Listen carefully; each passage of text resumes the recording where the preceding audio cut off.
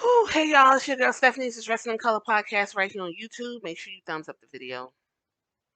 Make sure you subscribe, and y'all already know to hit them comments because I love to see it.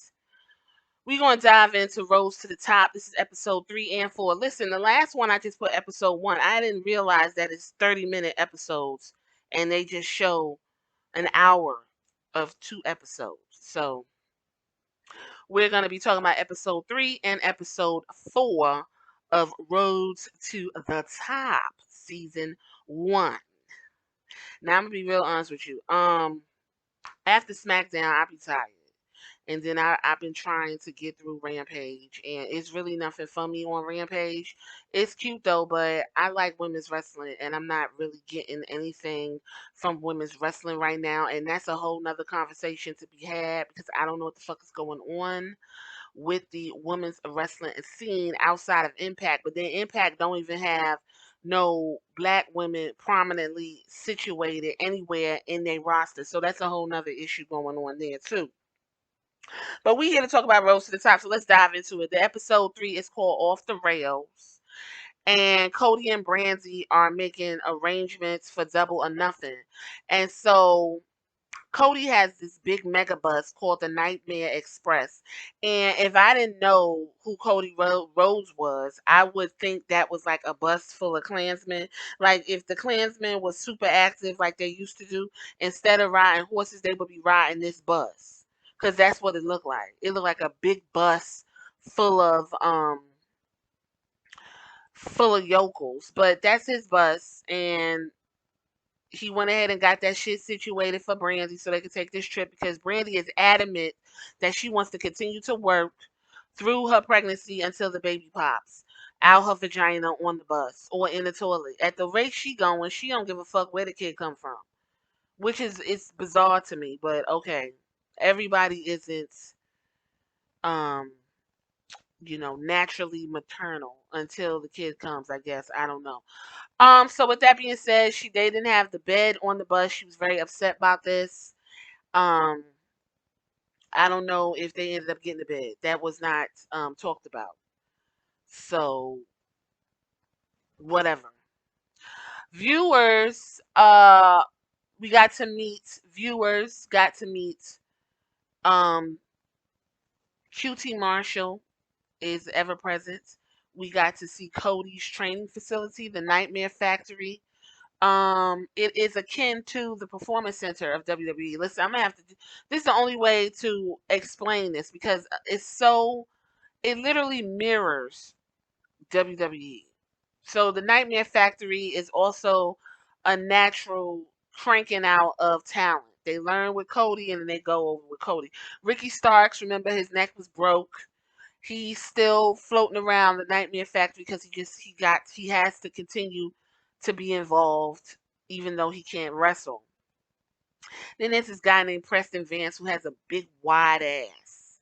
I noticed that when they were trying to fix the car seat. He had on green like what do you call those culottes? I forgot what kind of pants shorts they were. Anyway, he was standing in front of the camera. His ass was really big and wide. Preston Vance. So they're the top wrestlers at the facility. He also invites them over to assemble, like I said, the baby furniture because Cody, I guess, is not a handyman. This becomes very haphazard, and they put stuff together, but they couldn't put the car seat together, but they got it in there. So, word to the wise folks: if you don't know how to put a car seat in your car, you can go to your local fire department. They will put the car seat in the car for you. Okay. All right. So now you know. Then Cody went to visit his sister Teal for parenting advice. He said him and Teal are very close. Teal was like, "Yes, I am a daddy's girl. You are finna have a girl." And Cody was like, "Yes, I need to know how to handle the females." And she was like, "No, that's your daughter." He was like, "See, I don't even know what to call the human that's coming out my wife's vagina." And she was like, "Well, once you see the baby, it's gonna kick in natural, and you're gonna be wanting to be there for the baby." Okay, so they then go into explaining Dustin and Teal that their dad, Dusty, was not available to them because he was always on the road, and Dustin missed out on a lot of his childhood. So now he wants to make sure that there is a balance in Cody's life, and Cody wants to make sure that he will be available for his daughter so she does not have these type of issues um, that he did with Dusty being on the road. Okay. Um, the road trip, like I said, started. There was no bus. Brandy was upset about this. Cody was getting ready for his match with Anthony Ogogo. The weigh-in segment, which went terrible. Something, you know what I noticed? Big Show, to be as seasoned as he is, was acting like a big dumb fucking idiot the whole time. There was a point where he was weighing Cody, and Cody was like 218, 218, and Big Show is just steady. Oh, I don't know what to do. I don't. Motherfucker, just say he weighs 220 and get the fuck out of there. No, he kept pushing and pushing and pushing, which made the whole segment completely ridiculous. Then at some point, somebody was supposed to kick over the goddamn weight machine, and that didn't happen. So Cody was going through the motions. Then he decided to let us know that being an executive and a wrestler is difficult for him. Then he called on his homeboy Eric Bischoff, who showed up and wanted to offer his business advice and also talk about how awesome Dusty was. And then we get to see Eric Bischoff choke up because Cody is so much like his dad, good and bad, and you know Dusty was just. We got to witness that. It was a nice little scene. You know, everyone loves them some Dusty. We see that, okay? Then at one point, Brandy gets a baby shower throwed. She didn't really care about it. Thought that was bizarre. We see Big Swole and Sunny Kiss is like, oh, you busted open, because you know they was dancing, was trying to celebrate and give her a good go well. And she was like, no. I already busted open. That's how I got here. I was like, okay, way to go, making it awkward. So then, what's her name? The one that be like, excuse me, excuse me. So she gave her a nice chunk of cake, and Brandy was like, oh my god, why is the cake so big? And she was like, I like cake, but I want to eat the cake like a regular person, not like a pregnant woman. I don't even know what the fuck her problem was. I don't even know. She ruined the fucking party. Put it that way. Everybody was so excited for her, giving her send off. She ruined the fucking party. Okay. So then Brandy's making her media rounds because, as always, she is the chief brand officer of All Elite Wrestling. If you did not remember, she is the chief brand officer. You will be reminded of that throughout the show. So she gives an interview from Busted Open, talking about how she gonna come back and wrestle after the baby's born. Everybody's like, you might want to slow down because when the baby's born, you're not gonna feel the same way. She was like, what are you talking about? And I was just like, oh my god, girl. Then she went and hollered at Dustin because she said Dustin understood her, and he is the only Rhodes to celebrate her wanting to come back, which was bizarre because Cody is literally sitting next to her, letting her just say whatever the fuck she wants, which is good. You know, she's a very headstrong woman, but he's just like, you know, he already said, I don't give a fuck what you want to do, baby. I'm going to be here for you, cheer you on. So Dustin was like, yeah, bring the baby when you give birth. I'll hold the baby. You can go ahead and run the ropes or whatever the fuck you want to do, right?